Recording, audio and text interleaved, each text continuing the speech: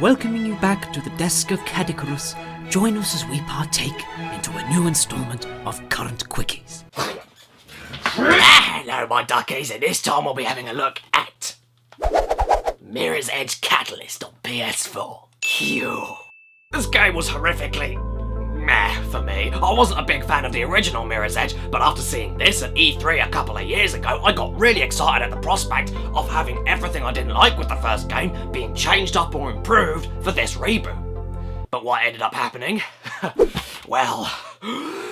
This game has a lot of amazing stuff going for it, but unfortunately it's a shame that most of the great stuff is weighed down by equally bad stuff to create a mushy pea soup of a game that I don't think I'll be revisiting anytime soon. I have to say that I was glad this turned out to be a reboot more than a sequel or a prequel, since I figured it would give my sour opinions of the original game a chance to be wiped off and started afresh, but to be honest, if this is the new direction Mirror's Edge will be taking from now on, I'm not sure I want to be a part of it. I want to start positively though, so I'll say right now that on PS4 the game looks great, especially at night time, runs really smoothly at 60 FPS most of the time at least, and the sound design is some of the best I've heard in a very long time. Being a free running game, it's important that you feel like you are free running, and the way the sound does that alone is amazing. Wind going past faces as she falls and speeds up, feet squeaking on glass flooring, tripping over concrete, scratches as you clamber up steel structures. It's absolutely spot on and exactly where you'd imagine Faith's feet to be relative to your speed without needing to see where your feet actually are in the first person perspective. And yes, I know I'm harping about it a lot, but it really is that good. And you know what else is good? The fluency and control with the free running itself. My god, if anything I found was a huge step up from the original, it's the way this game plays. It feels so damn good to play, and it's easily the best first person fluent free running I've ever played bar none. It's smooth, responsive, realistic without being impossibly heavy, works its way into the sound design to give it all a satisfying punch, and the way that the city of glass you travel through is designed opens itself up for exciting traveling wherever you are. And I personally never use fast travel because of the variations in free flowing speed I could zip around, especially with the awesome grappling hand thing. Love this thing a little bit too much. And it's great at making you feel like every jump counts, and I would get nervous at towering heights over skyscrapers because of how well the game feel is executed. It also helps how most of the open world quests involve simple collecting of instant benefit shiny things, stealing things extremely quickly before moving on, picking up documents and carrying on, and listening to audio logs and moving on. Everything here thrives on movement through the campaign missions, the open world exploration, and the missions within that world. The natural approach to open world game design I actually really commend here, especially when everything you do not only adds to completion but also gives you XP for absolutely essential upgrades. And the fact that when on your way to your next point, half of the items you find are just there on your way to the destination, requiring a small yet interesting diversion, makes the gameplay more involving and rewards you for it while on your way to somewhere else. Once inside the missions, yes, side ops and main ops are basically the same thing, free running, but it never feels stale at any point. Indoor segments have the nice edge of being claustrophobic and a bit more dangerous, needing thought before platforming, with some stages involving security beams, while outdoors you're as free as a bird and have no real room for error except if you miss a jump or are really careless, and you may be dodging bigger threats from explosions, guards or turrets, and every mission related around running is a joy. And the runner vision works into the system really well, for instead of just lazily making red interactable objects stand out from the bland whiteness in the original, in a clever little plot inclusion, this time you are tapped into every runner's most optimal paths for getting around everywhere, which is then showed off by red highlighted objects on a digital eyepiece, I think. Non-intrusive, elegant, making sense, imaginative, and even customizable. But this is where unfortunately everything else kind of falls apart. The first major thing I've noticed is that why is this one of the most boring open worlds I've ever been in my life? I'm not even joking here when I say the City of Glass has districts. Yes, what you're seeing here, they're all different locations within the overworld. Pretty shocking, I know, because it all looks exactly the fucking same. It's tiring to look at, uninteresting, not distinctive, and the more you look at it, makes you think you're playing on a textureless test map through the whole game. The original game had a nonsensical and stupid, in my opinion, but distinct style that worked for 3D Sonic-like stages, and that style doesn't carry on to a much bigger game with an open feel. It kind of misses the point of the original's linear nature quite a bit. All of that contributes to the world building and how goddamn terrible I personally found it. It doesn't help how every audio log I picked up was so unnaturally delivered by the voice actors that some romantic messages appeared aggressive and angry, but the story as a whole does absolutely nothing to make me care about what my cause is, what I'm doing, why I'm doing it, or even the state of being for my main character, Faith. I found Faith a pretty bland character in the original, but I knew nothing about Bland until this Faith entered my life. Every line of dialogue being delivered uninterestingly, every flashback to her past coming in way too late to make me care about her beliefs at the start of the game, every time she acts like a total fucking idiot for literally no reason, since she just got out of prison at the start of the game, yet constantly puts herself in unnecessarily dangerous situations that every single person around her tells her she shouldn't do, but she decides to do it because that's just what she has to do. But then in a heartbeat changes her mind and starts listening to the dumbest stuff and taking order without any question. I didn't like any of it. She was not only bland in my opinion, but she was way too arrogant for me to properly care about or help her through the story, and you think there'd be inner conflicts about what she's doing because, again, she just got out of prison, but nah, she has to bring the whole city to its knees because there'd be no game if she didn't do that. And that wouldn't be too bad, I guess, but like I said, the world building is so awful that I don't even know what's so bad about the city to begin with. Sure, there are awful police brutalities you have to stop and a corrupt head of a giant corporation for good measure, but overall it actually seems like a pretty pleasant place to be, with all the gleaming buildings, prosperous locations, and people literally just hanging around on their rooftops having a good time. Even the themes of over-surveillance ultimately mean nothing because the constant civilian monitoring is never viewed or used in a negative light, apart from when the characters just tell you that they heard conversations of people sounding worried or scared. Yes, that isn't fucking enough. Even the poor district looks lovely. And yes, there is one part in the ending 10th in which the head of the bad company pops out of nowhere after being dormant through the whole game and decides to control the entire city's emotions, but that's in the last 10th of the fucking story, so it happens way too late, and all Faith in the runners seem to be doing just disrupts the city so much that they are inadvertently causing the chaos that you play through in the fucking game and heightens the harsh security measures for the civilians. And like I said, if there were personal reasons for Faith and the runners needing to sort everything out in the city, I dig that, but Faith's backstory is delivered sporadically and way too infrequently for you to give any shit about it until, again, it's way too late. And other characters are just as bad. You have the token dickhead with nothing redeemable about him, but he's good at his job, so just tolerate him. But then all of a sudden he 180s his character into a nice guy for literally no reason towards the end. You have the token wise old man character that passes on his knowledge without ever doing anything himself and now lives with nature in peace away from the violence. You have the token over-the-top rebel who you should be on the same side as, but is almost as dangerous as the main bad guy, and you find yourself teaming up with them whether you like it or not because the one thing in the game that you're given no reason to care about gets raided and taken away from you, and you want revenge. You even have the token socially awkward ultra geek who is called Plastic. Yes, Plastic, and that sums up everything I feel about the blandness and hollow nature of every character you come across. Other runners in the world literally just stand around and do fucking nothing, not even talk to you, apart from the times they give you the optional missions, which are fantastic fun, don't get me wrong, but add nothing to the story and don't make you feel part of a revolution at all. And I swear to God, there's one character who literally just waits around for you to run past, reminds you that you're in debt to her boss, and says that she'll beat you up, which in itself is an interesting side plot, but her just standing around looking at you makes the whole situation fucking hilarious. At least move and follow me or do something to intimidate me. And speaking of her boss, in order to pay off your debt to him in the game, you need to do horrible favors for him in his criminal underworld. Interesting idea, right? Being in debt to a madman like that while trying to stop all the crime in the city? Well, does Faith give any insight to the situation or has any interesting twisted feelings of obligation or regret about it? Of course not. I will admit that there's like one interesting plot twist about Faith's family towards the end of the game, but as far as the story goes, that's literally all I can compliment, and it all ends with a message that basically says everything you did meant nothing and everything will be finished in a sequel. The story is shit, basically. To be honest, like I said, I love the way that open world freerunning was approached here, and it's done really well most of the time, but then I'm reminded of every bad thing I mentioned along with the other pointless bullshit like the combat. Impressively animated, but unresponsive, unnecessarily complicated, slow, breaking the flow of the running to a crawl, and overall just feeling like a total different fucking game, and it's a mechanic that likes to think it's deep, but honestly just amounts to button mashing because it's fucking free running. And weren't the original game's enemies with slow takedowns punishing you with speed loss and open to gunfire, or quick insta-kills that work into the core gameplay and reward you instantly enough? Why are you told about all this bullshit like kicking enemies into other enemies by awkwardly holding another direction while you attack when everyone won't stop moving around you and you can't really lock onto anybody and you can't position yourself in such a way where that mechanic not only doesn't work but only acts to slow you down even more? And why did the plot demand that we can't use weapons briefly anymore, which would have added to the skill, speed and satisfaction of enemy encounters? Don't get me wrong, it works, it's functional, and when you one-shot enemies and push others out of the way in milliseconds, it's brilliant, but I wouldn't say in unavoidable combat situations that it's fun to do, and it conflicts with everything else the game fucking nails unless you have decent combat upgrades, which pretty much sums up everything I feel about this game. For everything it nails, it either doesn't fully fulfill or just bullshits you around. I mean, yeah, the story and characters of Dying Light sucked ass, but at least it got the free running combat and open world building brilliantly done. It truly felt like a great combination of everything this game seemed to want to do, yet it's more alive, memorable and deeper in its combat and free running to make them mesh together really damn well to create instances of excitement and utter frightening tension all at the same time, and that was with zombies for fuck's sake, the most abused thing in media right now. It's funny really looking back because I was never a fan of the original Mirror's Edge and I found it too flawed, but to be honest, for every flaw Catalyst fixes, I think I may have been actually too harsh with the original game, and compared to this one, I'm willing to give the first one another go because it seems like a way more focused and solid experience that does everything it needs to do really well. I seriously think I may have expected too much from it, but this though, God, I don't know, it looks great, plays great, and the core gameplay was fun enough for me to get to as close as 100% as I could be bothered to, but for absolutely everything else around it, it's just too much of a mess for me to highly recommend. Oh, and the other online stuff, being able to set your own running paths for others was cool, and hacking billboards for others to see with your own logo you build on your smartphone by unlocking more pieces by doing tasks, that's pretty fucking charming, I must admit.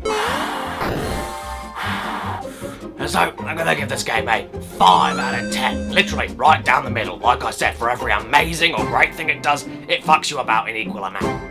But I gotta be honest, it's worth it for the free running though. Cue.